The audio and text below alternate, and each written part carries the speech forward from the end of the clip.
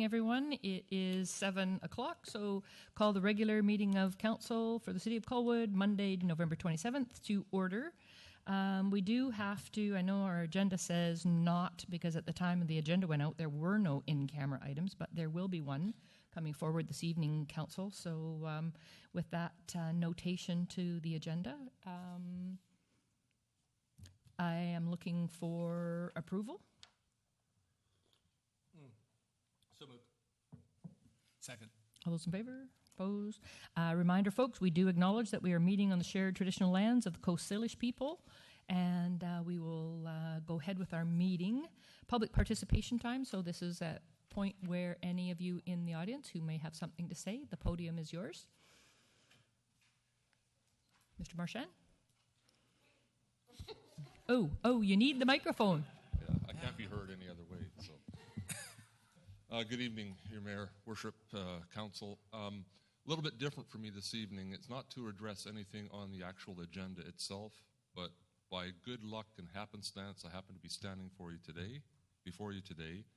I had a very close call with my wife walking along the Lagoon Road, and basically we have the same issue with respect to traffic again.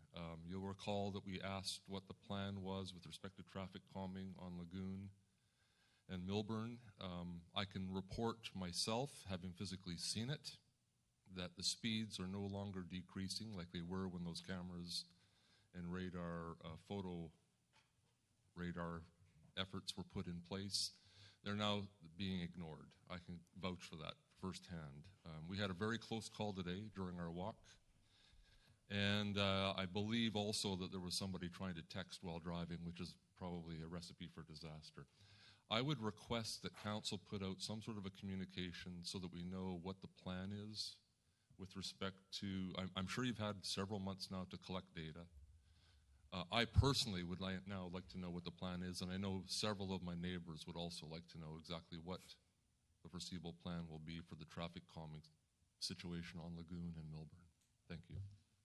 Thank you. Any other members of the public? Evening, Mayor, Council. My name is Mark Cookson. I'm here to talk about potentially getting the signage we require for our new business. I'm not exactly sure how this all works. This is not my forte, but I'm here. How long do I have? Is it just? It's just a couple of minutes. You do have an item on the agenda a little bit later, and so there may be an opportunity if council so chooses to ask direct questions or whatever, Mark. So maybe you can just highlight your points. Absolutely. I've been a Colwood resident for 19 years. A business partner, and I are opening a second Mr. Lube in the city, and this is not going the way I wanted to. I'm just going to answer questions, I think, but as you can see, I don't do this very often. I'm way out of my realm here, but we have a proposal that we're hoping to get through, and I think it's viable. It is a bit of a compromise from what Richard and his team have sort of put forward, but hopefully it'll get through. And if you have any questions, I'm probably better at answering questions than doing what I'm doing right now. Okay. I'll let you guys do your thing. So I would like to say thank you for identifying yourself so that it gives opportunity if council has something direct. The letter has been received by all members of council, as I understand. Awesome. Thank you. Thank you. Any other members of the public? Seeing none, we shall move on to the agenda that we do have before us. Looking for adoption of our mayor's message. I don't really have anything other than we've got light up coming up in short notice. Still looking for a member of the APC, I believe, as well as interest in the West Shore Parks and Rec position. So those can all be identified through City Hall admin. And Light Up is coming up next week, so it's fast and quick upon us. So we're looking to have everybody down at City Hall to enjoy the festivities that we have each and every year. Anybody else on council with anything that's transpired? We're good. It's kind of a calm before the storm, I think. Adoption of 2 sets of minutes. One of the regular meeting of council November 14th and the other of special meeting of council November 16th. Move adoption, Your Worship. Second. All those in favor? Opposed? Motion carries. Receipt of also 2 sets of minutes. One Emergency Planning Committee, May 16th, and the other Official Community Plan Steering Committee, September 21st. All those in favor? Opposed? Motion carried.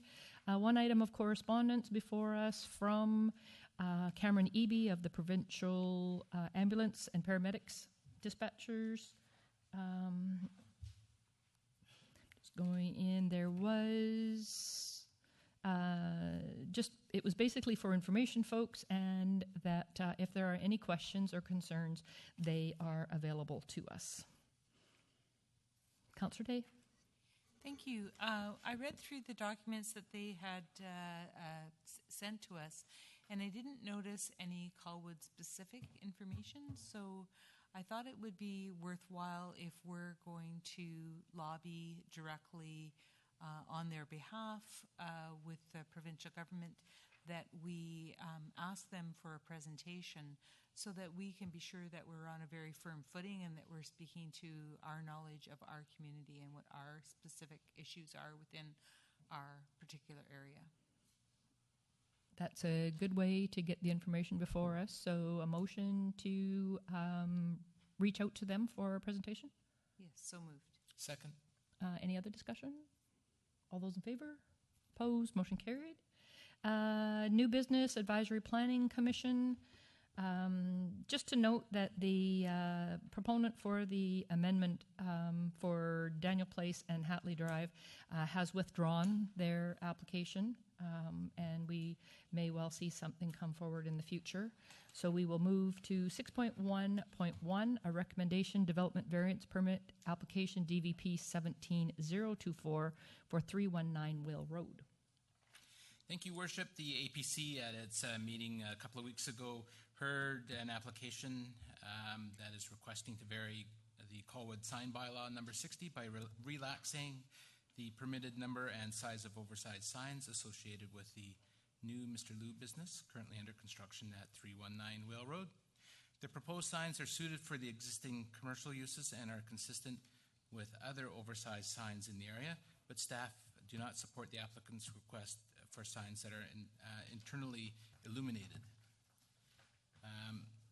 The applicant representative from Mr. Lube informed the members that during the development process, they have agreed to make a number of significant changes to the building design and the franchise branding, including changing the standard gray and yellow colors associated with the Mr. Lube name.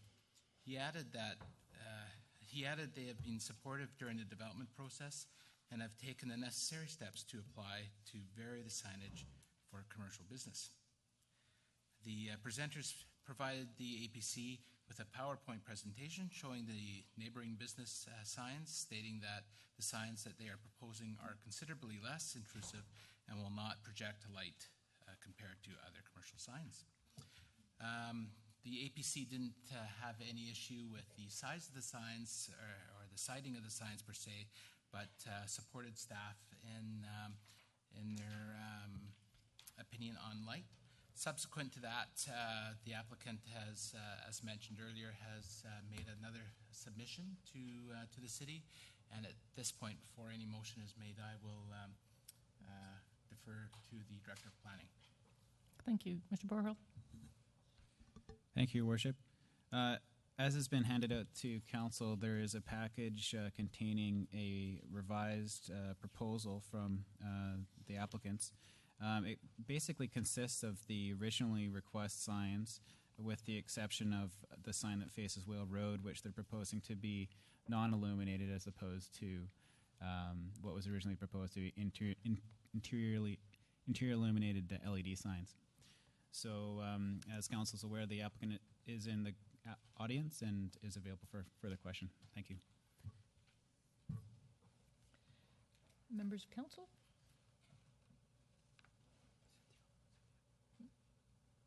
Councillor Day? Thank you. I had a quick look online today. I have noted the new business going up in Colwood, and I think it's great to have new businesses establishing in Colwood. That's exactly what we hope to see.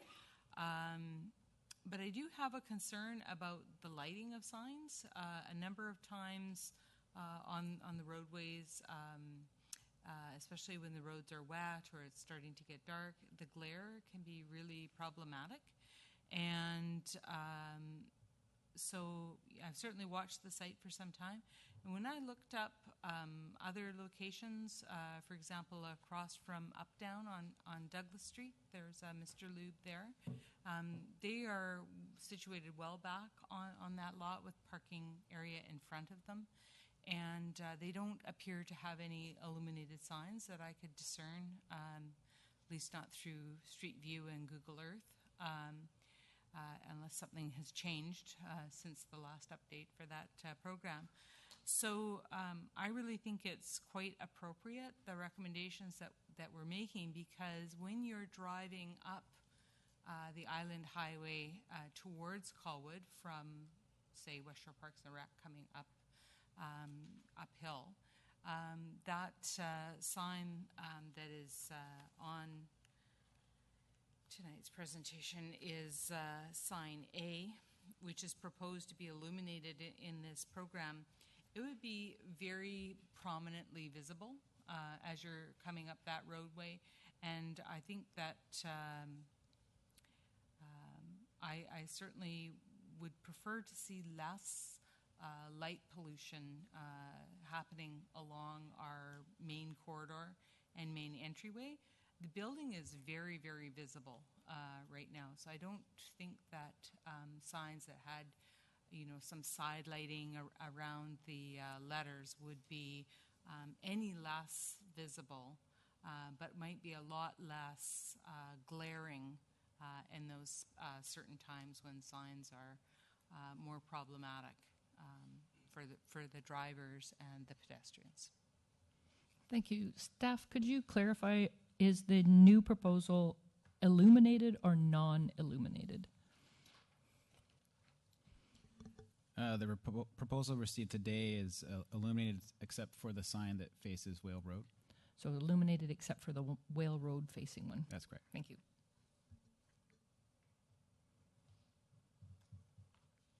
Any other members of council? Councillor Martin?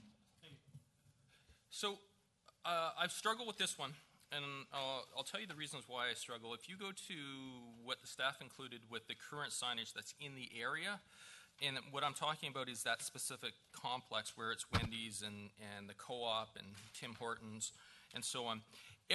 All those businesses have that lighting.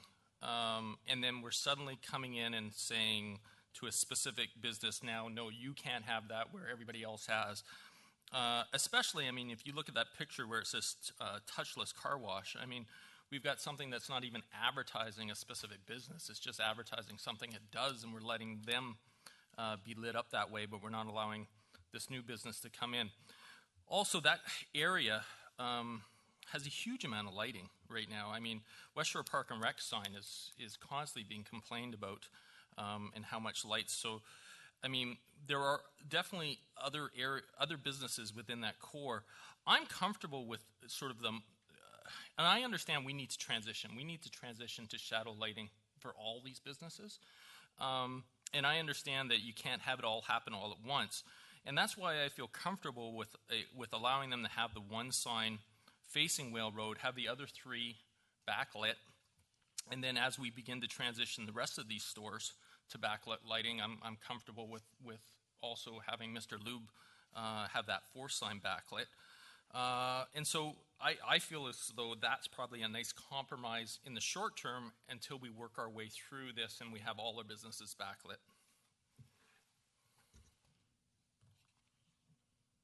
So looking for a recommendation. Yeah, sorry, and I will make that motion.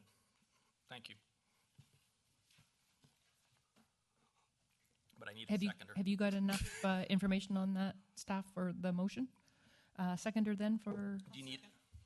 Any further discussion on the motion? All those in favor? Opposed? Motion carries. Thank you.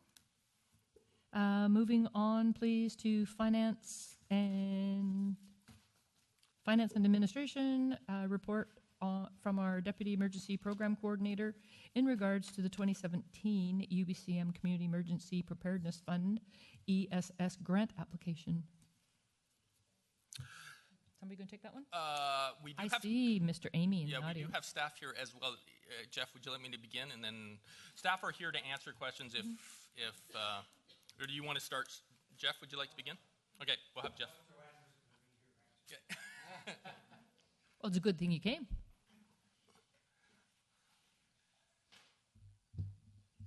So, jointly with the town of Royal, we are applying for a grant of $25,000 for ESS supplies. And in the package, there's a list of stuff, things like cots and blankets and other supplies for our storage container down at Wonderfuga Rec Center. Royal Council have already endorsed this, and the application has gone in. What we're looking for from Colwood Council is basically an endorsement of support for this application to go in. The cots and other stuff will be shared between us and View Royal on a per capita basis, and some will be going to Songhees First Nation as well. So I ask for your support in approving this application or supporting the application. Good. A motion? I will move the recommendation that's before us. Second? Any conversation, discussion, questions? 25 grand you can't refuse. I'm really glad that you guys jumped on that when we sent it through, because I think there's a real good opportunity, and particularly because we do such a great job collectively in... There's another one coming up for EOC equipment, which we will be submitting, and that one's not due till February. Okay. Alrighty, thank you very much. All those in favor? Opposed? Motion carried. Thank you. Next on the agenda is 6.2.2, Colwood Citizens Satisfaction Survey 2017, and we have our final report. And a slideshow. I hope it's okay if I flash these slides to support my narrative here. So in November 2017, the City of Colwood undertook its second citizen survey. It was conducted by telephone. 400 citizens were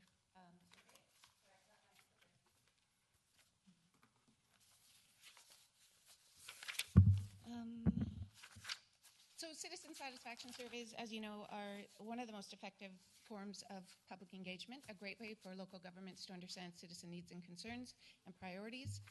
They provide a scientific form of consultation, so that we hear from a broad range of citizens rather than a vocal minority, which often happens specific to a certain subject. And the data should help us with long-range planning, with strategic priority setting, budgeting, issues management. So I have the results to present to you here. I've just spoken about the purpose. It'll provide a benchmark over time so we can measure our progress. So the method was a randomized telephone survey conducted by Discovery Research. They're the same group who did our survey last time in the end of 2015. So every 2 years is what Council committed to doing satisfaction surveys. So 400 people were surveyed randomly by telephone. They were 18 years or older. The statistics are accurate within plus or minus 4.9%, so 19 times out of 20. That's not my area of expertise, but that is what the survey company advised. There was also an online survey available, and 79 people partook in that.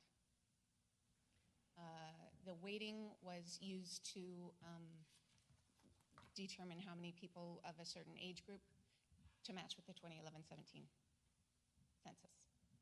So some of the key findings, I'll just run through really quickly, and then we'll just go through the slides. Quality of life in Colwood rated high, exceptionally high, at 8 out of 10.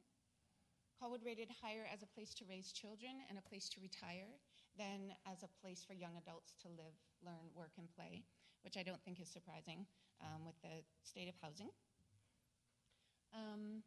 Most respondents feel that the quality of life has improved or stayed the same compared to 5 years ago. What people value most about Colwood is its location, proximity to the ocean, access to nature, outdoor recreation, and peacefulness. And not surprisingly, traffic ranks as the highest issue that Colwood faces, followed by development and urban planning. Service ratings for knowledge and fairness and competency are high, but they were slightly lower than last time. Areas of excellence are fire service, city trails, parks and playgrounds, winter road maintenance, and our yard waste programs. Those are some of the highest rated services. And the lowest rating in the entire survey was around sidewalks, pedestrian infrastructure, and other services showing room for improvement included land use planning and affordable housing, which is a less direct city service. So these are the stats for quality of life in Colwood. As I mentioned, higher for as a place to raise children, lower as a place for adults to learn and play, but all of these ratings are fairly high in terms of satisfaction. Compared to 5 years ago, here's the breakdown.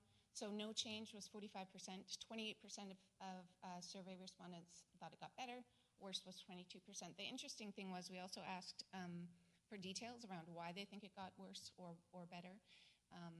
Traffic congestion was on the worst side. On both sides, development shows up. So some people think the construction and the growth and the busyness is a con, and other people think it's a pro, and that we're getting better facilities and services as a result of development. So it kind of shows up on both sides. But people noted improvements to schools, parks, trails, that kind of infrastructure as something that makes it better. This is the breakdown for favorite thing about living in Colwood. So you can see it's interesting to me that convenient location came up. I'm not quite sure what people meant by that. This was an open question, open-ended question, so people could respond whatever they wanted, and then the surveyors grouped it. So close to the ocean, beautiful view, access to nature, those things. Other things that came up are relaxed lifestyle, outside of Victoria, interestingly, so close to but not in. Friendly people, great place to raise a family, so all things we look for. So the single most important issue, again, this question was an open-ended question. People could answer whatever they wanted, and the surveyors grouped it. Transportation and traffic flow, far and away the biggest issue. Second was development and urban planning. Interestingly, if you take some of those other categories that came up, some of them sort of feed into development and urban planning. So if you look at too many unfinished projects, Colwood Corners is in there, a few of those things, if you roll those up, then it comes closer to that 29%, so they're still up there. Another interesting thing here was that last time we did this survey, the sewer system was number 3 at 20%, and now it ranks down at just 4%, so some perceived improvement in that area. Please feel free to break in with questions anytime if you have them. And then another question was asked, how important are the following issues? And these were specific questions we asked. Transportation and traffic flow rated the highest again. Protecting the natural environment came out high here. Citizen engagement, you can see economic development, new development and land use planning. This is in order of priority. So overall satisfaction with the City of Colwood and the work that we do here at the city. The majority of people feel we're doing a good job, and you can see the 2015 data is in the lighter blue there. So in all areas of this survey, we're actually better than our 2015 results. I receive good value for the municipal taxes I pay. We're a little nudge up this year, and the City of Colwood listens to citizens and encourages their involvement in decision-making. Again, a little higher than the 2015 results. Satisfaction rates are higher in all areas of services than in 2015. The things people are most satisfied with are city parks and trails, playgrounds, city beautification, boulevards, gardens, public washrooms considerably lower, but interesting to note that public washrooms had a big jump since in 2015. You might remember that was our lowest survey, and survey results. A number of public washrooms have been added in the last year. Granted, they are portable washrooms, but people are obviously appreciating having access to those. This just breaks down that recreation and leisure by age group. It's interesting to see that younger age groups are more satisfied with those recreation and leisure services than older groups. And an important thing to note that all of the data we could break down, slice and dice it by age group and by how many years they've lived in Colwood. So if anything's interesting to us and we want to probe a little deeper, we can do that. Satisfaction with safety services, fire ranks very high, even higher than it did in 2015. Same with policing, bylaw services, fairly high as well. Roads and transportation services, snow and ice removal ranks very high. Our public works crews do an exceptional job in that area. But growth in all of these areas. Bicycle paths, for example, took a really nice jump this year. Public transit we didn't ask about in the previous survey, which is why it doesn't have previous results, but we'll see that next time we do it. City services, yard waste drop-off service, residential spring cleanup, citizen engagement, land use planning, economic development. Despite being issues, those last two, they're also improved over the last survey. Community amenities, so recreational events, quality of new developments, we're seeing some improvement there.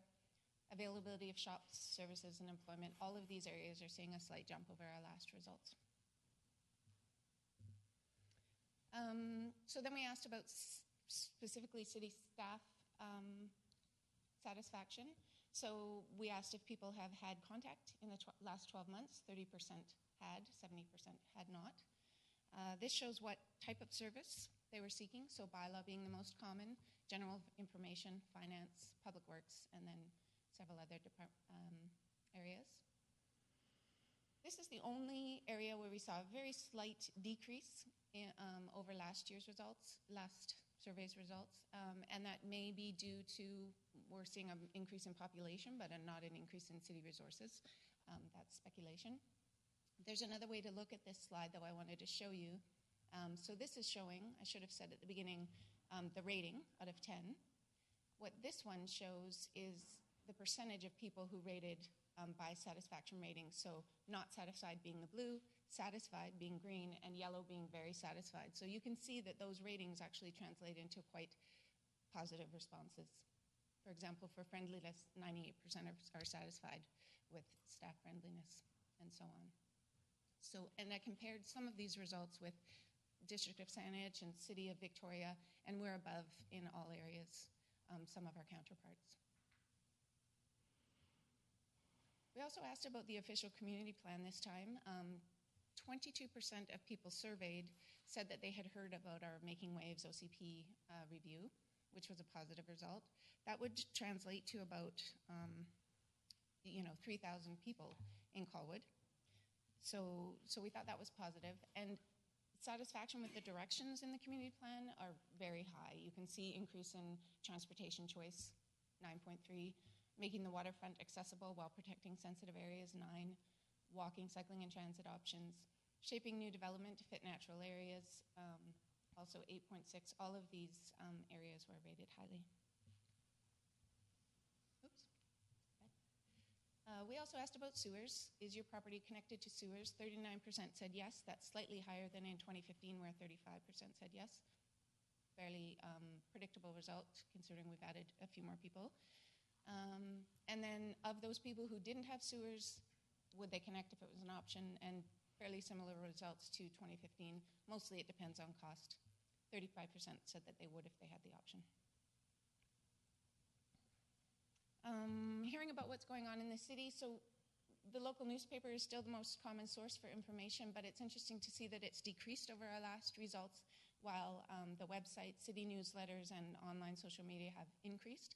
So people are more and more coming to the city as a source for their information, which I think is promising. This is just some demographics. So it shows the breakdown of ages, similar to last year, and this is guided by the survey demographics that they were trying to reach. The majority of the people that were spoken to own their residence, 9% rent, and 2% refused. I'm not sure why. And then we spoke to people who've lived in Colwood for a range of years. The majority, less years, but over 31 years, 18%. So lots of people who really know Colwood very well.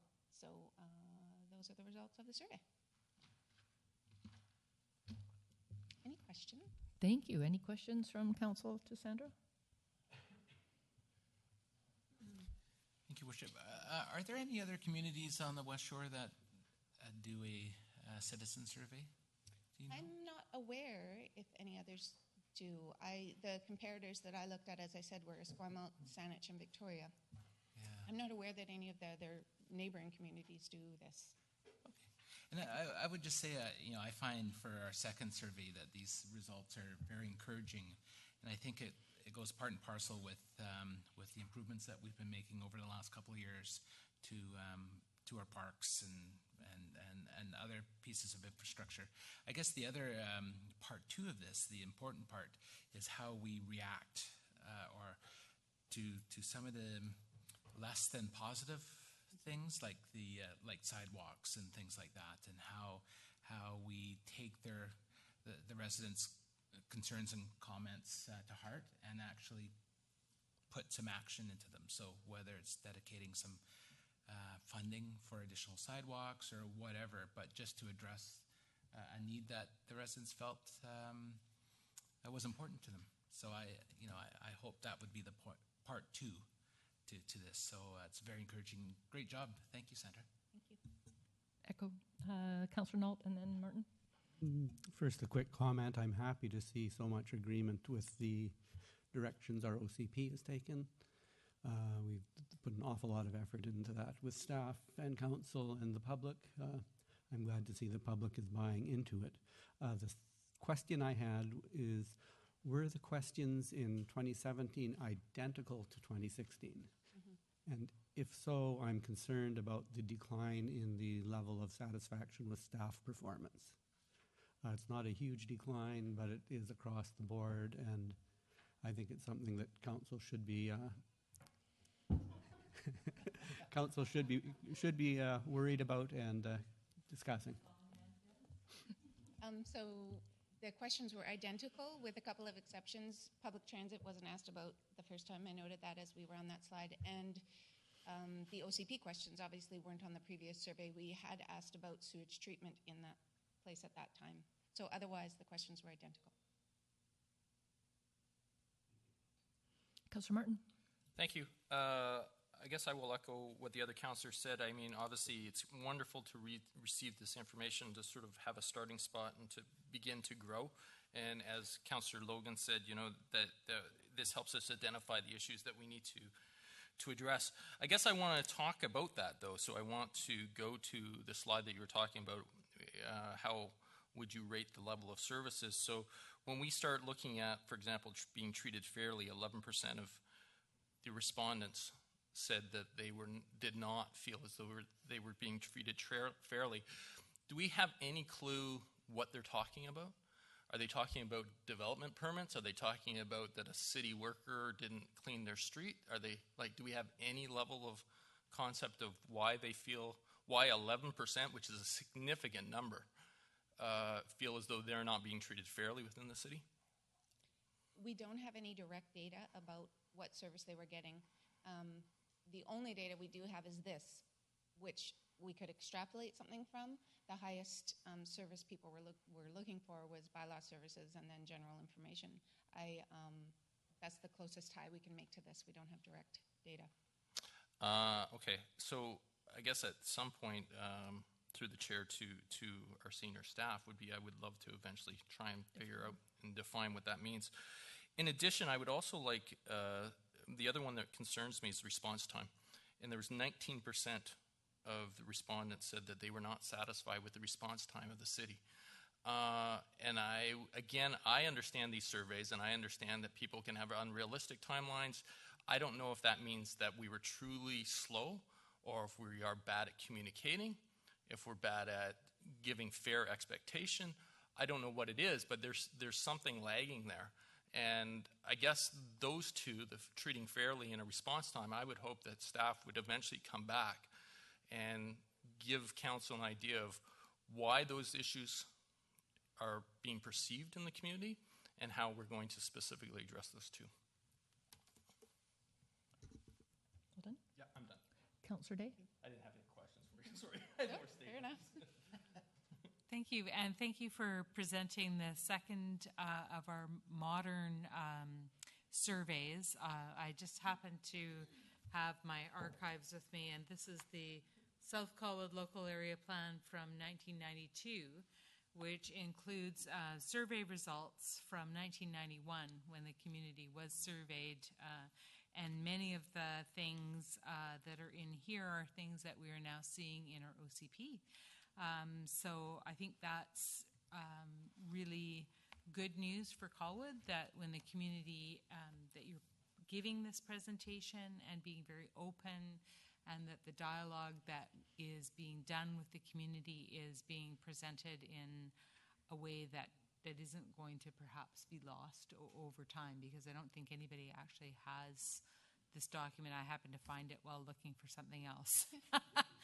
But I thought it was interesting because, you know, it speaks about parks and open spaces and the need for them and the linkages and transit and cycling lanes, and that's what the community wanted some 25 years ago, and it's still what they want today. So hopefully this council is able to deliver on more than the many things that we've delivered on already. So obviously we've done some things right, and I think that there's kind of a new era of consultation going on in Colwood. So thank you very much for doing that and for taking the lead on so many venues, along with a huge number of other staff members, to really consult with the community and come up with all this information. Thank you.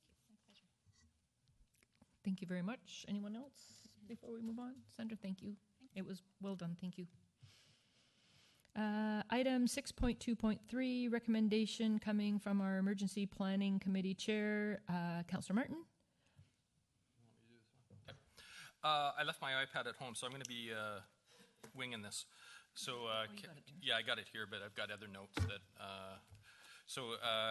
We have staff here as well, so I know Jeff will jump up when I'm wrong. So I'm not too worried. Basically, in a nutshell, this is what's going on. We have a, it's a radio operators, it's a radio room at West Shore Park and Rec, at the Senior Center.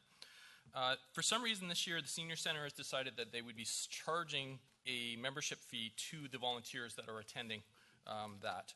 These volunteers are not using the Senior Center at all, other than for the volunteer work that they do for the city and the communications and the emergency preparation. Jeff identified that he was afraid that we would actually start losing these volunteers if they had to actually purchase these memberships, because it would be a financial burden on these volunteers. The membership's $103. I've had conversations with both the Senior Center and West Shore Park and Rec, and it's a bit of a muddle over there, because what happens is the Senior Center is responsible for charging the membership fee, but the entire membership fee goes to West Shore Park and Rec. So the seniors feel as though they cannot waive the charge because they're trying to be consistent with other volunteer user groups. And West Shore Park and Rec is basically saying, well, we're just a landlord to the Senior Center, so we can't help waive that fee either. So it's gone back and forth. You do see a recommendation in front of you, which is basically saying that this council should consider in the next budget cycle, basically budgeting $600 or $618 to cover 6 members. I have been in discussions with Ron Matson at View Royal, and he believes that they will also do the same. So that basically we'll split the cost 50-50 depending on how many volunteers there are. There's basically 3 motions that I would actually like to move tonight. The first is the letter that you'll see, or the recommendation that's before you, asking that the West Shore Park and Rec Board waive those fees. I've already told you how they're going to respond. They're going to respond back saying we're just a landlord. The Senior Center is probably going to respond the same way and say, well, listen, we have a policy that we charge all our volunteer groups the same. So other than us picking this cost up, there's not much we can do. So I would make this motion. I'll make this motion that we send the letters to both the Senior Center, to West Shore Park and Rec. I would also like to in that letter to identify to the Senior Center, reminding them of the major contribution that this council made to their bus, and that for them to waive $600, I think is a very reasonable request on behalf of the city. And a third letter, I think, should also be sent just to View Royal, just reminding them to put it into their budget cycle as well, because this was I was speaking to Ron Matson, but there was nothing formally done at their council table. So I would recommend that as well. So is that as clear as mud for staff over there? You guys got my motions? Okay, excellent. Then I will make those three. I will make that motion, or they need to be separated? Separate them, please. All right, separate it. I'll separate it. A first, which is the motion that you see in front of you. I just before we get into that one, I think that we could probably add West Shore Parks and Recreation Society Board of Directors as well as the Senior Center. We could do that one all together. Okay. I'm happy. Because it's the same letter going to the two parties. Yep, sure. You're okay with that one? The seconder by Councillor Day. And any questions or comments on it? Just to say that I was at the last board meeting, and it did go around the circle in there, and quite frankly, I think this is the direction we need to emphasize, that these amateur radio operators are very dedicated to their expertise, and if we should ever actually have to call on them in a disaster, you wouldn't be able to cover that cost. It would just be the only way we're going to communicate across the region. So I see Jeff waving over there. I'd just like to point out that the seniors,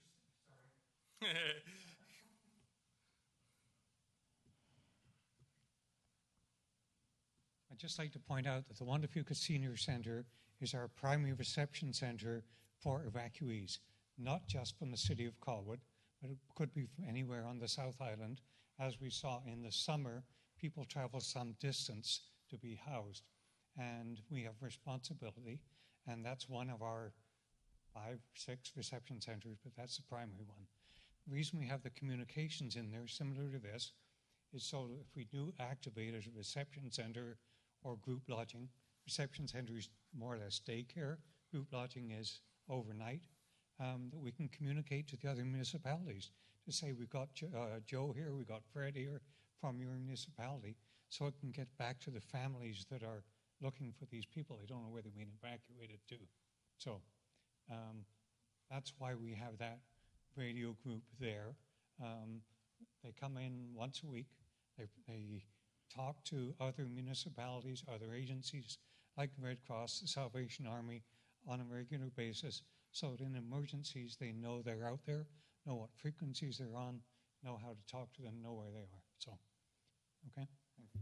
I appreciate that, and it sounds like it's a bit of a policy glitch between the two entities, so perhaps we can help move them to resolving that. So, all those in favor?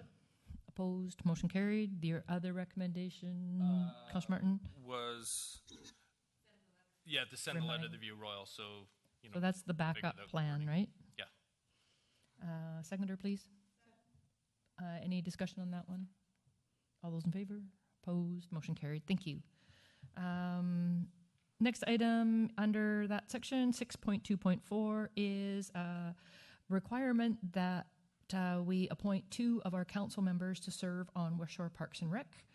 It says for 1 year, but we all know that there's something coming up October next 2018 that will preclude a full year perhaps. So, Councillor Logan. Thank you, Worship. I'll move that we appoint Councillor Rob Martin and Councillor Lilha Chong to the board. First off, both of those councillors, are you good with the nomination? Yep. Yes? Okay. Then I'll put it back to council. Any other questions, comments? All those in favor? Opposed? Motion carried. Thank you, folks, both of you, for your dedication over the last couple of years. I know it's been well received, your input at West Shore Parks and Rec. 6.3, Planning and Land Use, a report on 284 Belmont, modification to a development agreement report. Madam Mayor, I will be declaring a potential conflict of interest on this item as I own a property 2 doors down, so I will excuse myself from discussion. Thanks for jumping in there. That was my next statement. Looking for that report, please. Thank you, Madam Mayor. So I just start off by saying this was a staff-initiated proposal to council. But Matt Pullen of Stride Properties has recently made a development application for a 48-unit apartment building at 248 Belmont Road. So right now we're working on a development variance permit application that will be going to the APC in December, and flowing from that, a development permit application. In reviewing these applications, staff noted wording in a registered covenant that requires the rear half of the property to be either dedicated as park area under Section 107 of the Land Title Act, or that the owner must grant Colwood a statutory right-of-way for park purposes. In either circumstance, the city would be obligated to provide public access and provide municipal maintenance of the land. The park area is known as a Garryoak Meadow, and staff have concerns about providing public access into such a sensitive ecological area. As well, there are concerns about the long-term maintenance costs of acquiring such a small park, given the topography of the site, which is quite steep. The staff would like to amend, therefore, that there be an amendment to the development agreement that allow the area shown as park in the plan to be protected in perpetuity by way of a conservation covenant instead of a stat right-of-way or dedication as park. This is considered by staff to be a better tool in this circumstance, and it does not compel the city to provide access or pay long-term maintenance costs.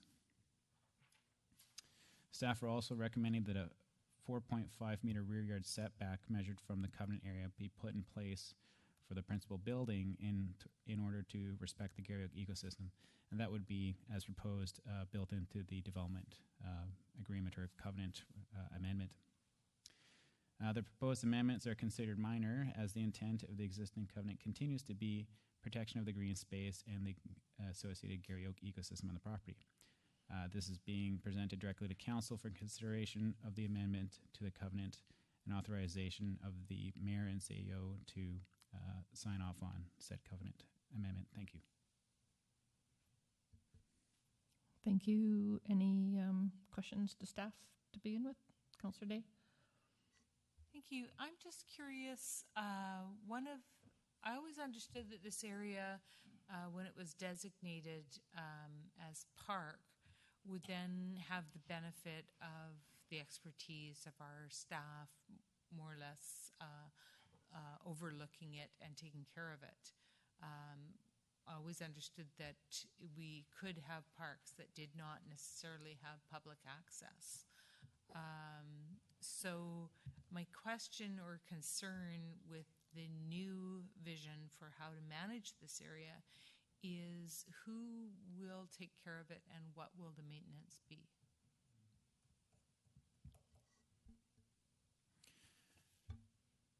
Your Worship, we would look at this as a covenant area that was to be maintained by the property owners. There would be a set of requirements that the city would enforce through the covenant requirements.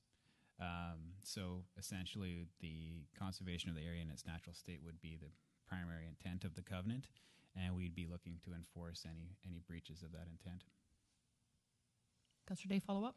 So just to follow up on that, why would it be done differently than, for example, how we've done Havenwood, which is with a third-party covenant with a Habitat Acquisition Trust? My understanding of that covenant was that it restricts the city from disposing of the park. Well, it's a little more than just restricts us from disposing. We're restricted from disposing of any park in that we would have to go to a referendum to do that. But what it does is it provides an inventory of what's there, and then has it's re-inventoried every 5 years to look at what is the progression of what's happening in the park. So does it need an invasive species removed? Does it need, is the park management plan that we put in place working? Does that need a tweak? So to me, if it's not in our hands and it's left in private hands, I'm just concerned that there's little to no oversight for the health and longevity of that Garry Oak ecosystem once we put it in completely in private hands with no oversight by any conservation agency.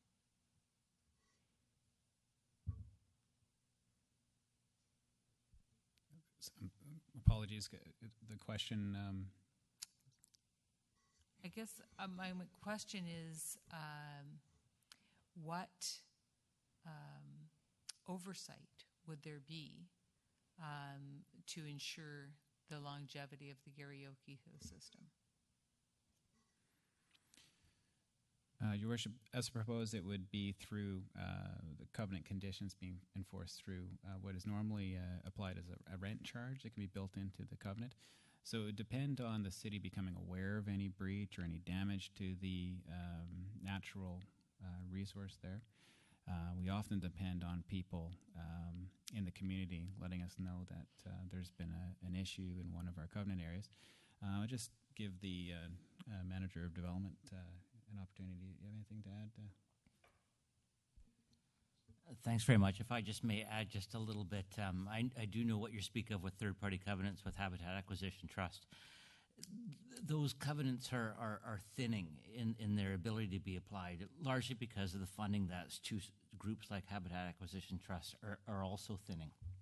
And those parties have less willingness and aptitude to take on the service responsibility that is now very often cited in the covenant. In a Garry Oak ecosystem, it is best preserved ecosystems by the lack of intrusion. A tree that falls in a forest is a tree that falls in the forest. So the intention would be, in staff's head, is that it would fall.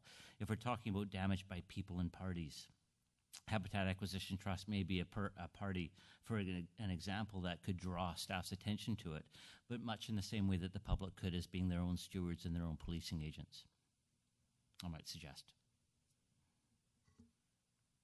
Well, if I may speak to that then, just for council's benefit, I worked long and hard on the conservation plan for Havenwood Park, and it does require at least a baseline study to know what you have in order to know if anything has changed. So I'm quite concerned that putting this Garry Oak ecosystem strictly under the supervision of the landowner does little to nothing to preserve or maintain that ecosystem for the future. So as it's written, I can't support, although I understand that we don't, this is not a park I'm trying to create something for the people of Colwood to go and actively recreate in. But I do think that it requires a different kind of arrangement. If it's going to remain privately owned and privately maintained, it doesn't cost a great deal, but it does cost something to have Habitat Acquisition Trust do the monitoring. And for Havenwood Park, which is 40 acres, I think it's in the neighborhood of $5,000 to $10,000 every 5 years to do that inventory, and provides funding to Habitat Acquisition Trust to do those type of works. So that would be my recommendation, is that we need to have somebody actively monitor the site. If we're trying to save it for what it is, then we have to say it's being saved for what it is, and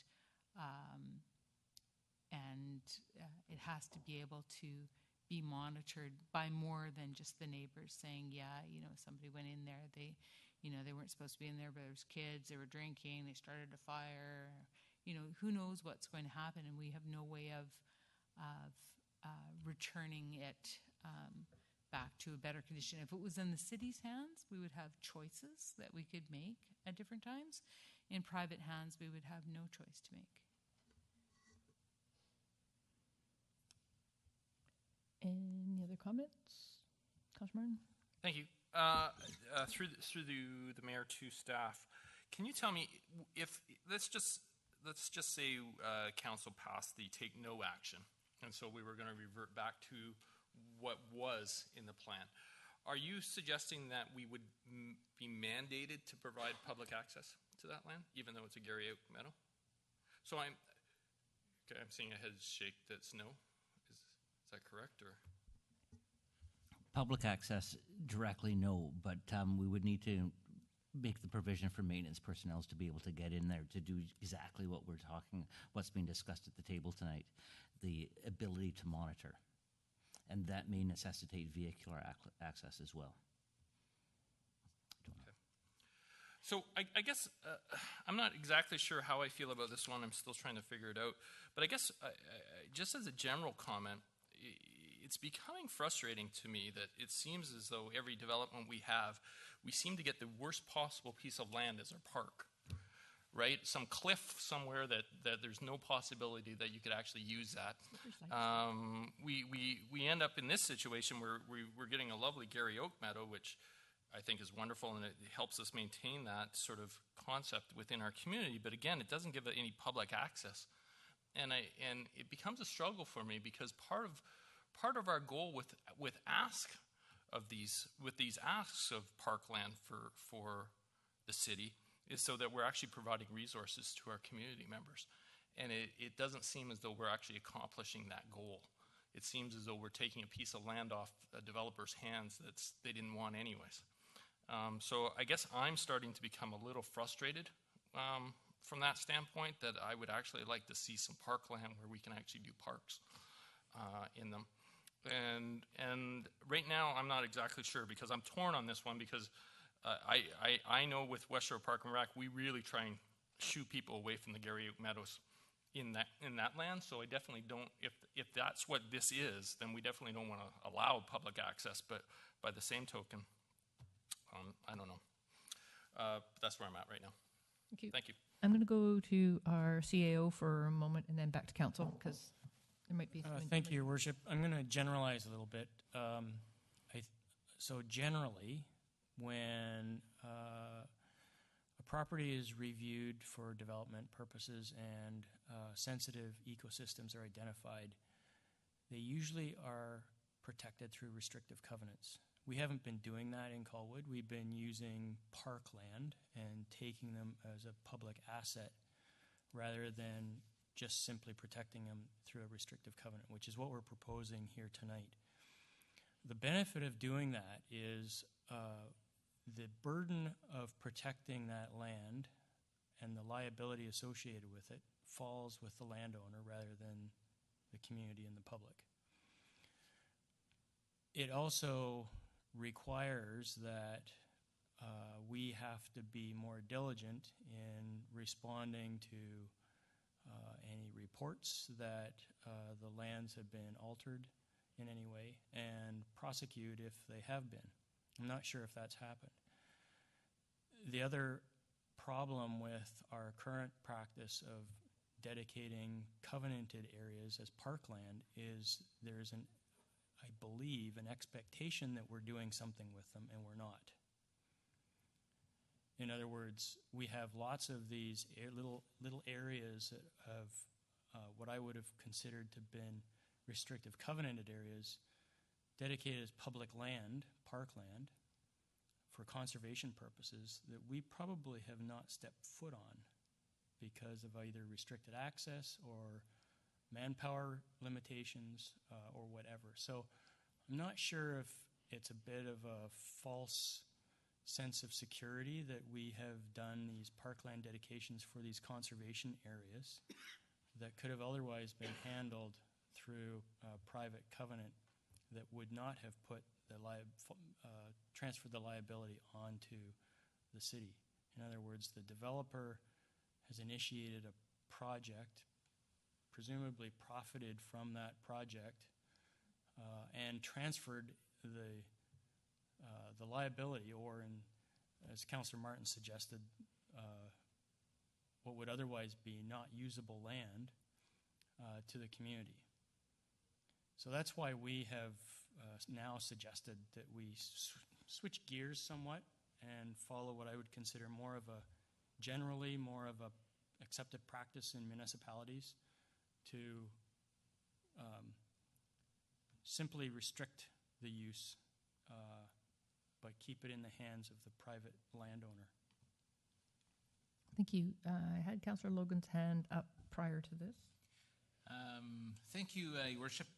Quite a bit to think about there, Ian. Thank you very much. And I guess when we considered this application, I guess we step back and kind of think of what the original goal was, and that's to protect a chunk of land one way or another from getting built on.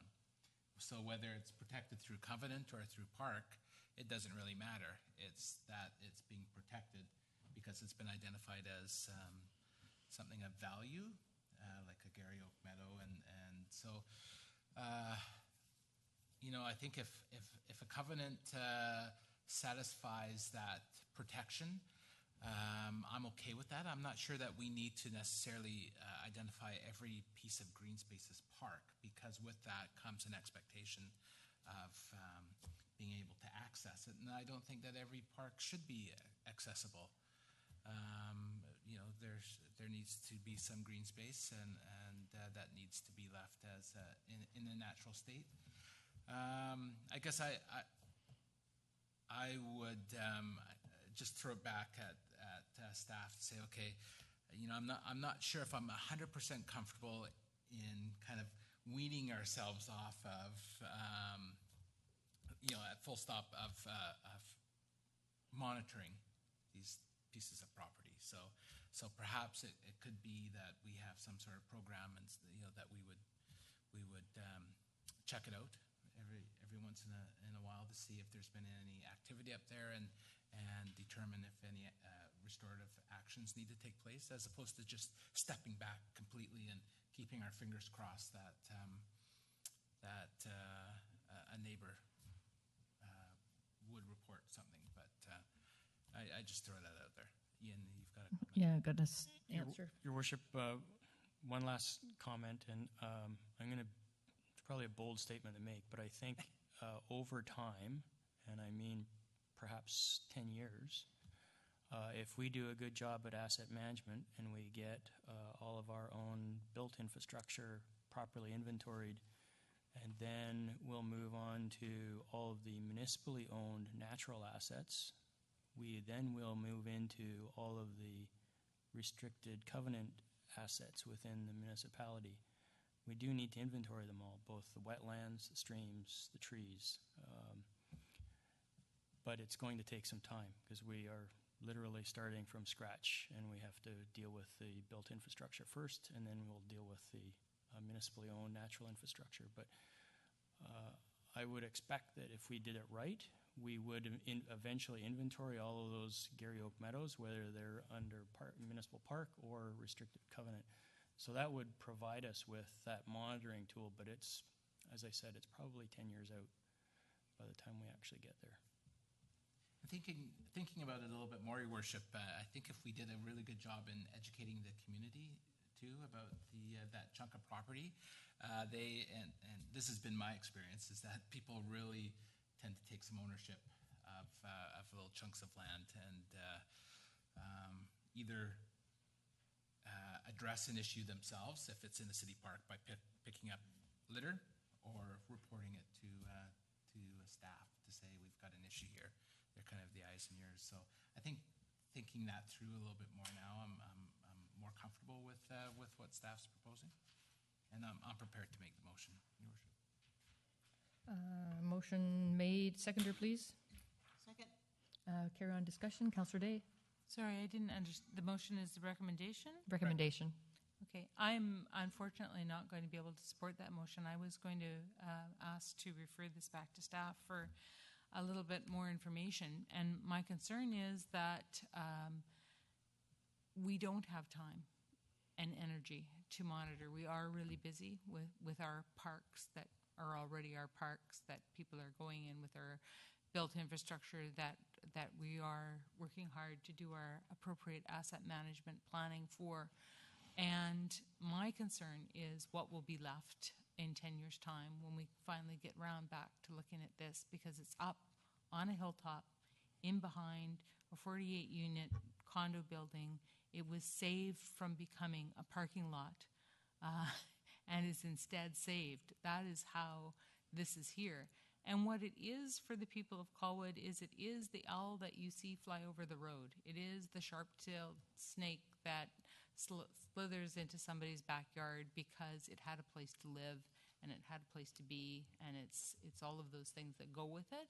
And it isn't that we get no benefit from it because we can't physically walk in that park, but we do have a lot of things. And had we partnered with HAT and done a conservation covenant where there was at least a 10-year plan for monitoring of the site, we would know what was going on there.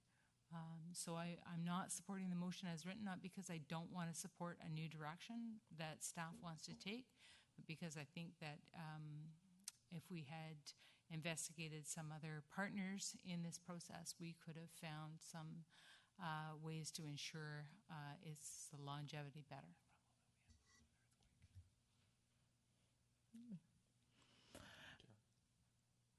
Yes. Thank you. So I have one final question to staff. Hearing what our CAO said and hearing what our planner has said, it suggested that we're decreasing our liability by going to this restricted covenant versus taking responsibility for the land itself. And I'm trying to grasp that concept that our liability is decreased.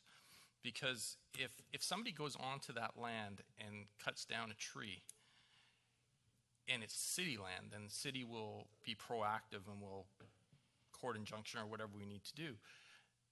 What's driving the owner of that land to do exactly what the city would do, or would the city not be stepping in as an intervener because somebody's going onto there and cutting it down anyways? So I'm trying to understand how we lower our liability by leaving it as a covenant versus, or maybe I'm mistaken too, that it doesn't actually lower our liability. Your Worship, the issue of tree cutting doesn't affect our liability. It's more if it's a conservation park, I think there'd be an implication that we would not be maintaining it to a park standard for public purposes. So if somebody went into the site and broke a leg, and it was a municipal park, but for conservation purposes, we would ultimately be liable for that. If it was a conservation covenant and somebody went in and broke a leg, the owner could argue that they were in trespass, but at the end of the day, the liability would still lie with the private landowner, not with us. In regards to the tree cutting, if it was a park and somebody went in and cut a tree, unless there was a witness, we would never know. If it was a private covenant and a tree was cut, regardless of whether it was the landowner or not, we would hold the landowner responsible for cutting that tree in the covenant area because it's their property and the covenant is in their name. So they'd be responsible, and we would hold that landowner responsible for that tree being cut. Okay, thank you. And before we get to voting, I just question to staff. In the first part of the 219 covenant, section 1 of the line items there are statements, at the discretion of Colwood, the owner may comply with the requirements of Schedule A by entering into further agreements with Colwood to perform one or more of the obligations set out in Schedule A. By a date specified in the agreement. I didn't get into all the dates and details, but if you go into Schedule A, in the park area preservation, it gives all the thou shall nots: construct or install or build or damage, cut, top, prune, alter, et cetera, in there. Is that not an area where if it were deemed necessary or potentially available to have that third-party such as HAT, that would come in and monitor that, if that was what the owner felt more akin to? Yes. So there is a potential. Like, it's sorry, I'm listening to a little conversation about HAT, and yeah, yes. There's opportunity still there. We're not identifying it as a first step, but it could be a subsequent step down the way, gives provision for that to if it arises. Okay. Then another part of it is, if we were to protect this as in a covenant, and there is fencing, as I see in here, to be built to identify that area, would there be, going along with what Councillor Martin had said earlier and others, around identifying the purpose of for those the fencing and the reason why it's more natural and left alone in there, so that we are providing the best opportunity to educate the public that is in that area?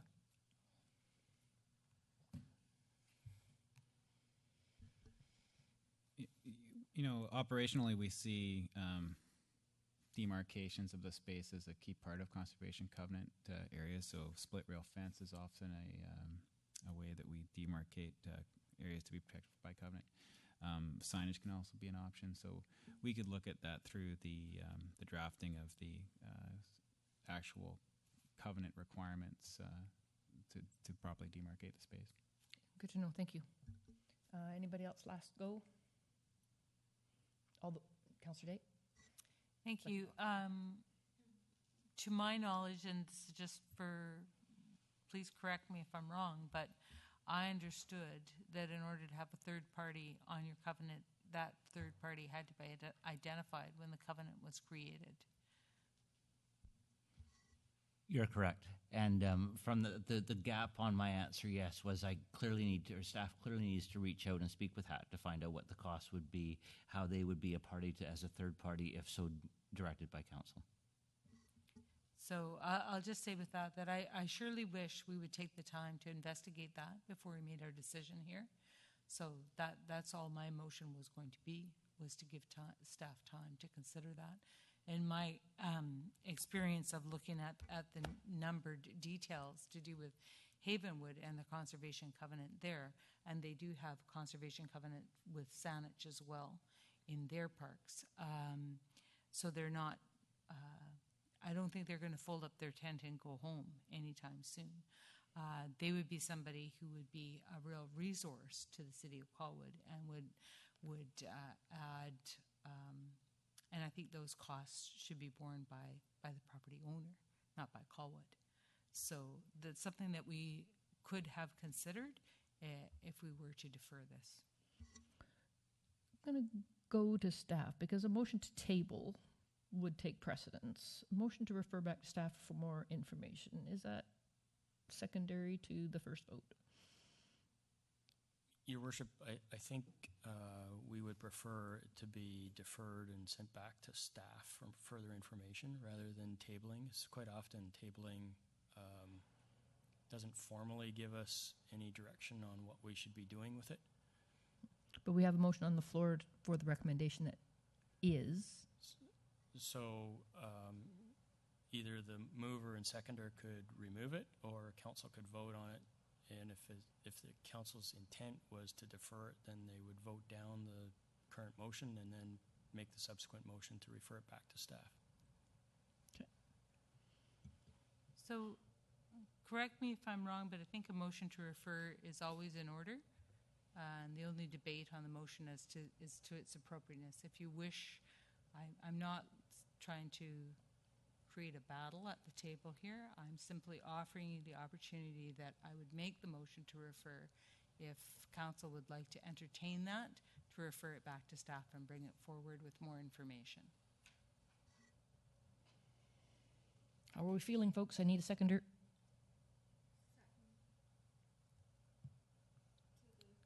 To refer it?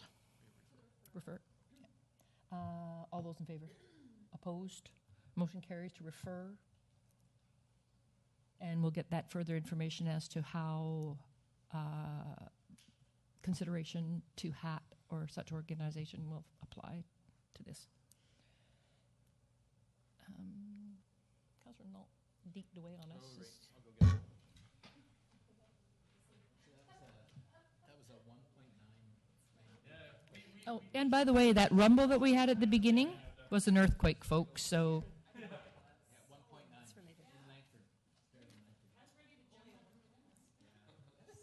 So there you go. You survived. You survived. Thank you. It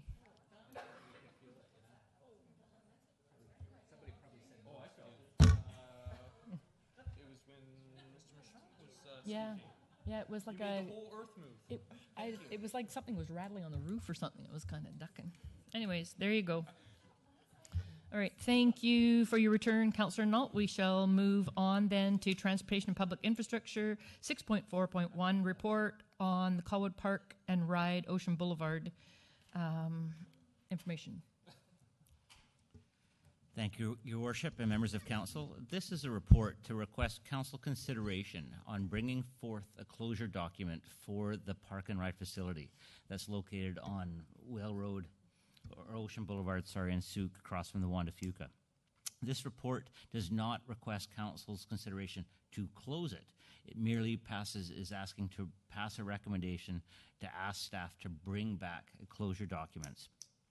The staff determined that the area that the Park and Ride facility sits on is all road. It's a very incredible wide road right away. And if you get down across in the Wanda Fuca area, it means that Ocean Boulevard essentially is undefined. All of that across to Souk Road and all the way to the other side of the road is all considered a road right of way. Bringing forth a closure document for that area would basically give the city further options on that land. It doesn't alter any of the present uses that are enabled on that land. However, it gives us options tomorrow if council should so choose to entertain them. So this is not a closure report. The closure takes public participation as well as the reading of several bylaws. This is merely a request to ask council's consideration to bring that step forward.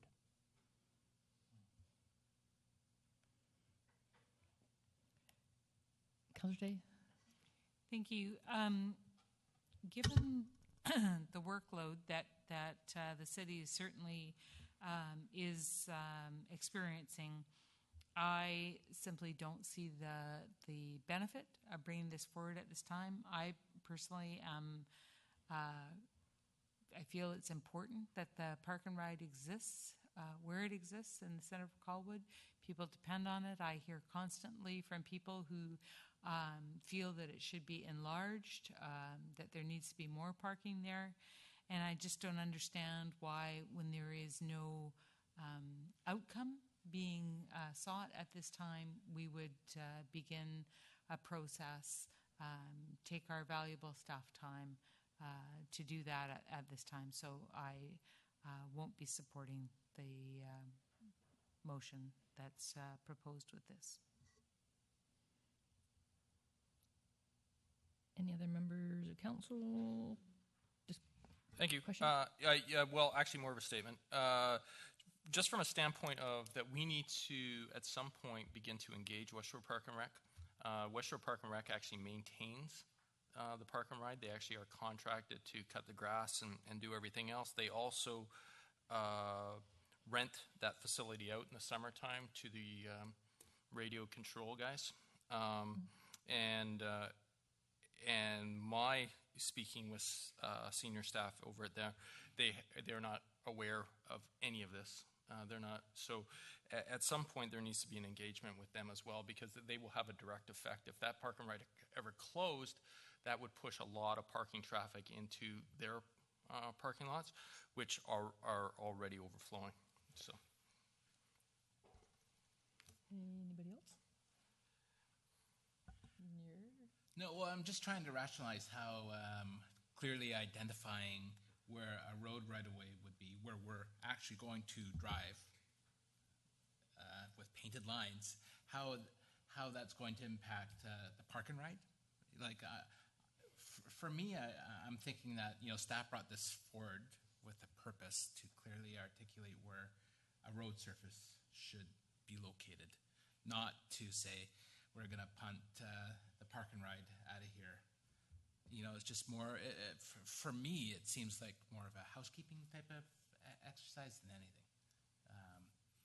That's my observation, and staff certainly haven't said we're giving notice to West Shore Parks and Rec and to Transit to beat it, unless I'm missing something. But so I'm glad that staff are actually bringing this stuff forward to clean up and get off the books. Thanks.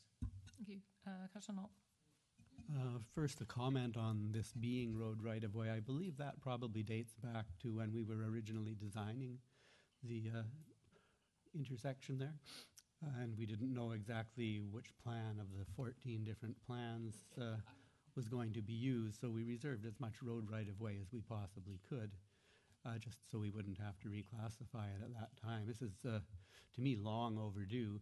I don't see it being that onerous a job for staff, and I certainly don't see it as an absolute priority for them, but I think we should give them direction to move that out of being road right-of-way.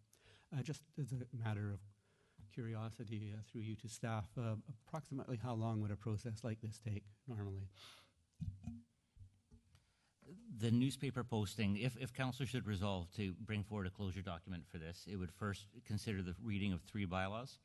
After that, staff would be directed to post newspaper, 2 consecutive readings in the newspaper, so there'd be an advertisement advising. We'd also send out referrals to outside agencies, which would include Wanda Fuca, BC Transit, BC Hydro, which has car charging facilities there. There's also fiber optic cables in the front that we need to ensure that are located within the public road allowance as well. That referral process would be robust if it happened within 2 weeks. I'd suggest it would take probably 3-ish to get done, and then after that was resolved and the counter petition was resolved, we'd have to sum that information back up in a report to council before adoption. So to say 6 weeks at the minimum would be a very aggressive timeline, probably stretching more along the lines of 2 to 3 months. Thank you. Anything further? You're good. Anyone else? Need a recommendation and a seconder, please. I would move the recommendation. Second. All those in favor? Opposed? Motion carries. Thank you.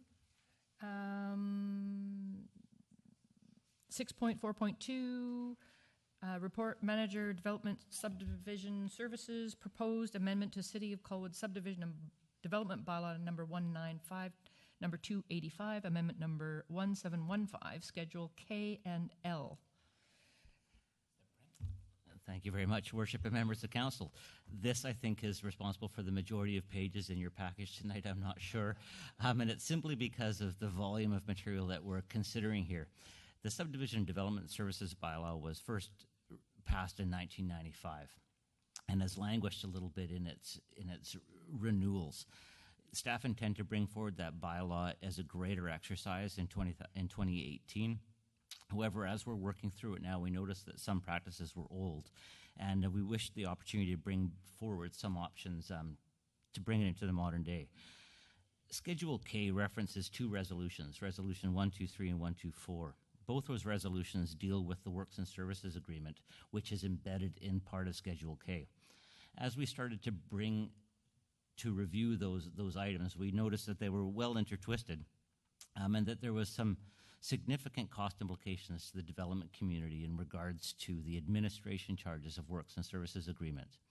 Just to step back, what a Works and Services Agreement is any works that need to be undertaken with the development, whether that be a building permit application or a subdivision application.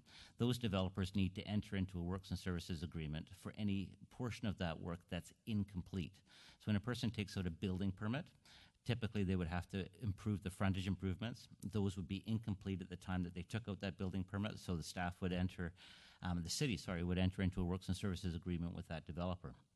Right now, the resolution 123 and 124, they're slightly ambiguous in their interpretation, but it says that the administrative charge for entering into a Works and Services Agreement would be 10% of the value of the outstanding works and services.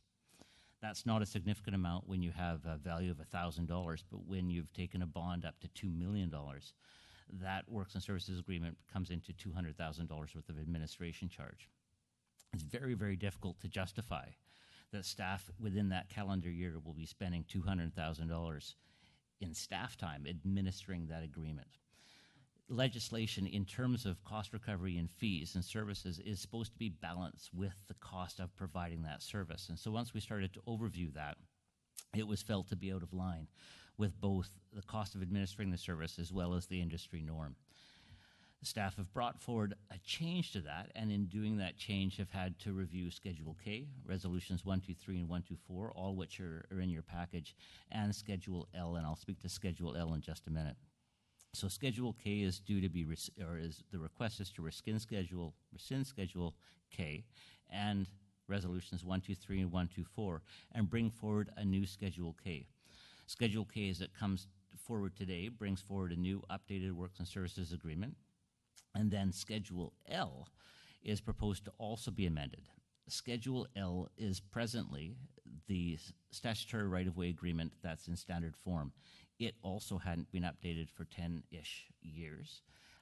And industry practices have renamed, relabeled a whole bunch of different things. So we asked our solicitor to review it, bring up-to-date versions. We've got 4 versions of that statutory right-of-way and 4 versions of the Works and Services Agreement coming forward, and we're proposing to rescind both Schedule K and Schedule L and adopt a new Schedule L, which essentially brings forward a fee table. That fee table, proposed as new Schedule L, brings about a new administrative charge for the Works and Services Agreement, which is more reflective of the actual cost of providing the service. But quite honestly, at this point in time, I'm taking a guess based on best practice. And what I'm proposing as well is to bring forward on an annual review at the time of budget how that was the true cost of administering it. And if we needed to do amendment, it would be far easier to amend a table by just reinserting a new table and repealing the old table than going through the 80 pages of your document that you've got today to bring it forward. So Schedule L brings forward the new fee table that I'm hoping to actually enlarge to cover more city services that we offer. Schedule K, as presented today, rescinds the previous Schedule K, brings forward a new Works and Services Agreement, and then repeals 123 and 124 in that schedule at the same time. Any questions? Sorry. So I'm sensing this is a step-by-step because I'm seeing in the brief on the side of my agenda that we need to rescind K and L, both resolutions 123 and 124, and then, which isn't actually in the recommendation. We're moving into reading. So I just want to be clear on our steps that we're taking. That's very true. We're proposing to ask for consideration on the motion, or to bring forward the new revised schedule, but intend to leave the existing schedule in place until literally it's swapped out with the new one. So we'll rescind the same night that we adopt, is the intention. Okay, so that we can, I'm going to go to staff, our guru in policy processes. Thank you, Madam Mayor. Can I, before you do that, Just can we do general questions? Because if we start doing stuff, like my questions are going to, there might be. will determine if I vote yes or no on this. Well, my discussion is just to simplify something. I'm just saying it before we start moving forward. So what we're recommending for tonight then is if council is supportive of these changes that we're trying to do to not only streamline our processes and have better administrative charges more true to the cost of performing services, is the new Schedule A that's being proposed under draft bylaw number 1715 is encompassing the requirements that are falling under that existing policy number 123 and policy number 124, which is why they'll become redundant. So tonight what we're looking for in the first part of the recommendation is under the bylaw section of tonight's agenda, we have that draft bylaw for consideration of first 3 readings. We don't want council rescinding resolutions 123 and 124 tonight. Otherwise, we have nothing in place until that bylaw gets adopted. So we wanted you to be aware that the provisions of those 2 policies are going to be captured in the new Schedule K. When Schedule K, bylaw 1715, is presented for adoption and adopted, then we will ask you to rescind policies 123 and 124 so that there's always something in place, but it needs to be in the right order. And I think that covers all of this. Perfect. So with that, I'll go to Councillor Martin for general questions to staff. Thank you. So the only issue and the only thing that scares me and freaks me out is the financial implications. In the staff report, it wasn't very comforting because the changes proposed in this report will have financial implications to the city which are difficult to identify, which doesn't really lead me to wanting to support a motion then when we can't identify what the financial repercussions are going to be. Hi. I think he wants to. He doesn't want me to finish. Staff. Trying to be careful how I word this. We have not been in the practice of issuing works and services agreements, contrary to the community charter. The only time we apply the 10% is when we issue a works and services agreement. So this year, when we started issuing works and services agreements, as we should always have been, we found that we had to apply the 10%. So the 10% has never been, and this is why it's an unknown, it's never been a budget implication in recent times in Colwood until this year. And we never budgeted for the 10% because we didn't know until this year that we were supposed to charge it. So that's why it is so vague in the report about the financial implications, because we, quite frankly, don't know what the financial implications are. We do know if we do this right that we will have an admin fee associated with all future works and services agreements of what's been, and it's at a prescribed amount that we've suggested in this report. Staff. Thank you, Madam Mayor. Just briefly, just to add on to that a little bit as well, is the administrative charge of 10% falls under policy 123 or 124. I can't recall off the top of my head which one. But a policy can't set a fee. A bylaw has to set a fee, and that 10% fee is not in the subdivision and development bylaw that was adopted in 1995. So as we're working our way through all of these things and finding, these charges that we should have been charging according to the policy, but the policy is not where you can establish a fee. You have to establish it by bylaw. So is it a fee that you can charge? We really ran into all kinds of issues and considerations about, what was put into place over 20 years ago and what we need to do today to fix this. So what you're saying, our ask of reviewing this subdivision and development bylaw is resulting in these anomalies through there, and so we're trying to align them. Correct? Councillor Day, your hand was waving. It was. It's quite possible that Pat has just answered my question, because my question was, in reading through policy 124 and 123, it became abundantly clear to me that there were reports that were supposed to be done annually that I have never seen. The only subdivision and development reports I have regularly seen in my 15 years being here has been related to which developments are moving forward and what stage they're at, not what fees they've paid or the other checks and balances that might have properly existed if we had actually been able to make the system that was envisioned work. So since that system wasn't working, and since I am also aware of, there have been a few times when even a single lot subdivision, for example, had a $50,000 deposit on hold for, I believe it was close to 2 years before that deposit was released back to the homeowner. So I know that we need to get it straightened out. I just, and I can certainly see that it would probably be difficult for staff to produce a report that's probably very incomplete at best.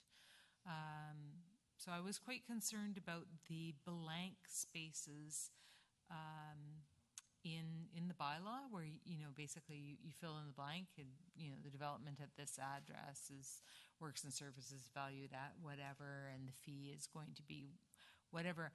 The only concern I have is that there doesn't seem to be any guidelines for saying what that fee will be.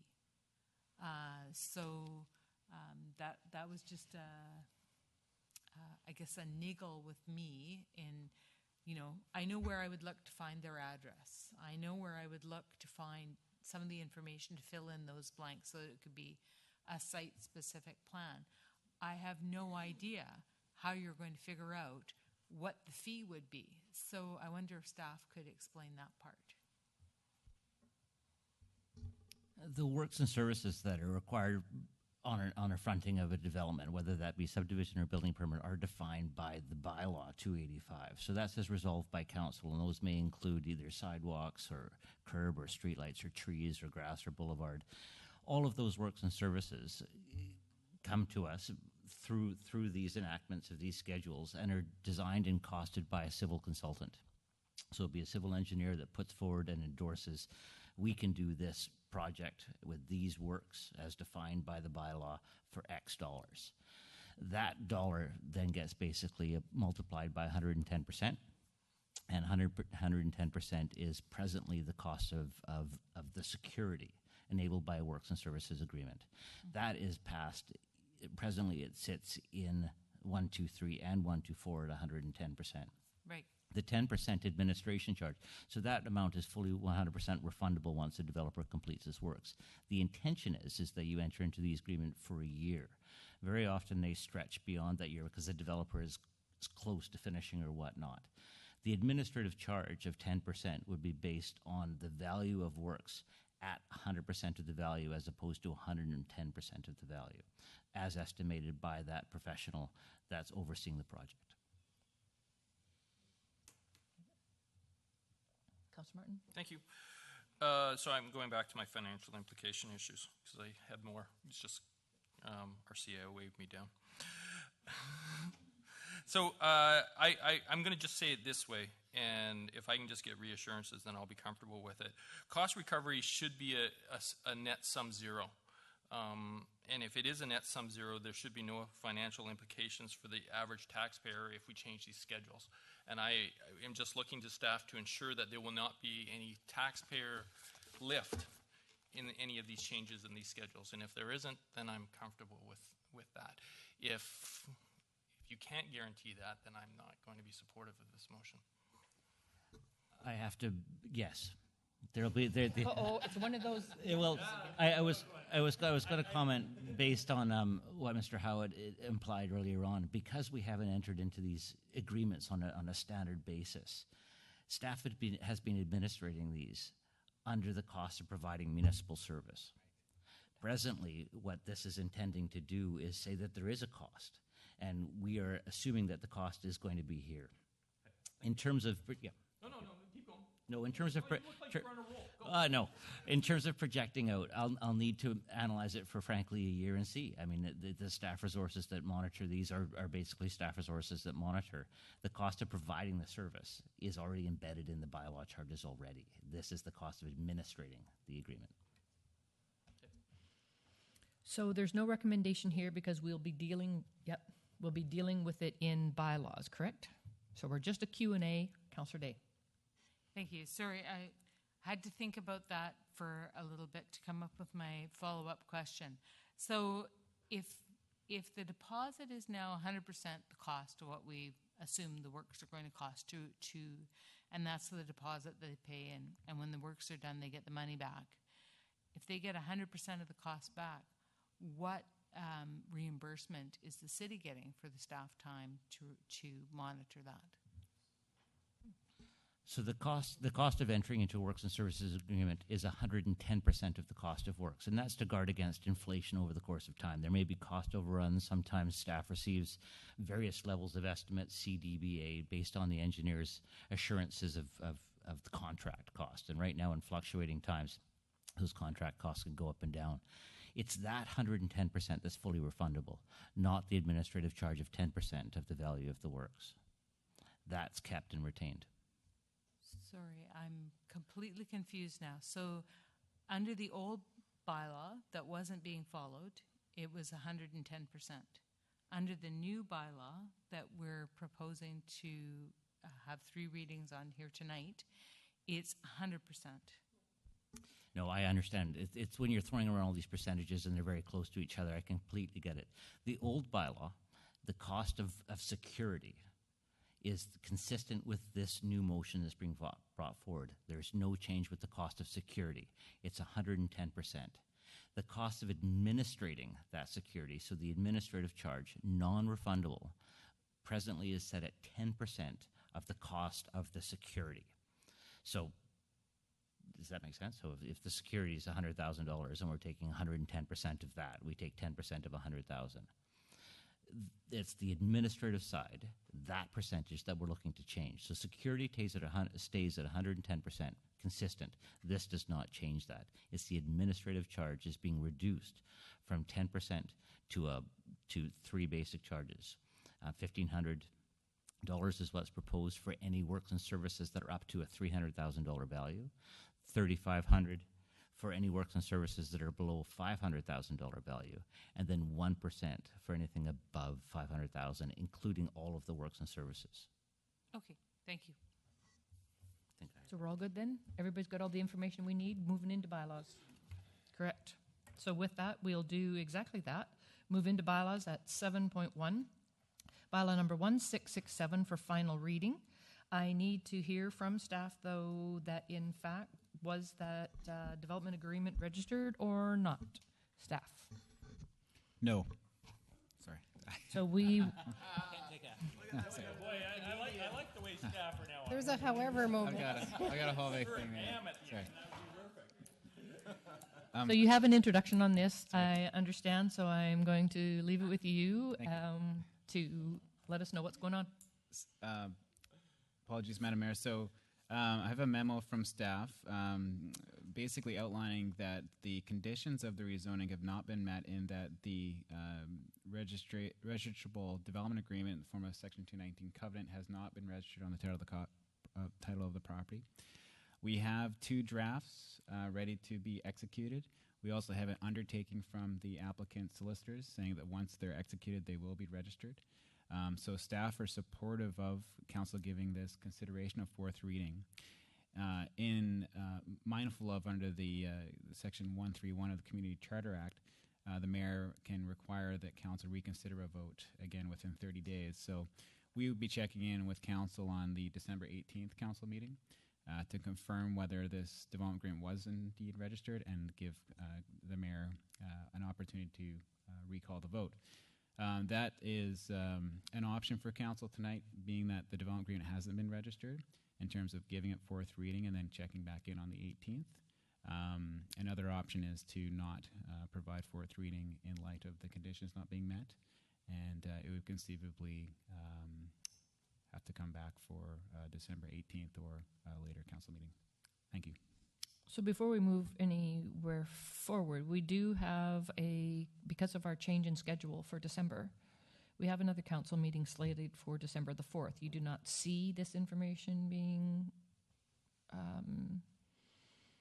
in line and in place by that time? No, we expect it would take at least until the 18th to have it registered. I forgot to mention that a key part of this covenant is confirmation that there's going to be steps taken by the property owner to unlock funding from our Affordable Housing Reserve Fund in the form of a housing agreement. So we do have security in the form of the fact that implicit in this relationship, the city will not release those funds until the conditions for its release are met. So not only do we have this opportunity for yourself, Madam Mayor, to recall the vote, but also to withhold the funding from our reserve fund. So at this time, staff suggesting simply 1st reading? 4th reading. 4th. Oh, pardon me, we're at final. So you're saying that we can proceed, and if this doesn't come into place by the 18th, we'll be doing it again? Correct. Councillor Null. Thank you, Madam Mayor. I will not be supporting final reading at this point. I think the covenant is very important, and other developments we've required to have those registered before they receive final reading, so I would like us to follow that procedure. So I will move that this bylaw be tabled until such time as the covenants have been registered. Seconder on the tabling motion. Second. No discussion on a tabling motion. All those in favor? Opposed? Motion carries to table, and we'll see something by November or December 19th. Thank you. 7.2, bylaw number 1715, first, second, and third readings for City of Colwood Subdivision and Development, bylaw number 285, amendment number 55. This is the one for the schedules, K and L, bylaw number 1715. Move introduction. Second. All those in favor? Opposed? Motion carried.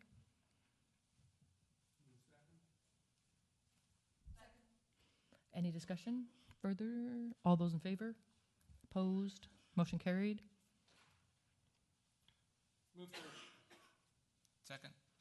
All those in favor? Opposed? Motion carried. Bylaw 7.3, bylaw number 1706 for final reading. Colwood Main Sewer Local Area Service Bylaw Establishment and Loan Authorization number 598, 2001. Amendment number 62 for 3438 Fulton Road. Move final. All those in favor? Opposed? Motion carried. 7.4, bylaw number 1707, final reading. This again for Colwood West Sewer Local Area Service Establishment and Loan Authorization bylaw number 625, 2001. Amendment number 47, again for 3438 Fulton Road. Move final. All those in favor? Opposed? Motion carried.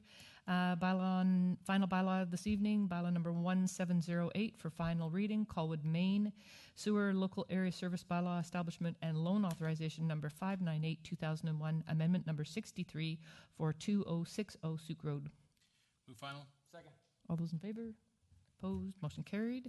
Motion to move in camera, folks, under Community Charter, Section 90, 1G and I, motion to move in camera. Nobody told me in camera was happening. I did at the very beginning when we were approving the agenda. No, I just haven't read anything. Is there no There's nothing, no. Oh, okay, I'll move. Seconder, please. All those in favor? Opposed?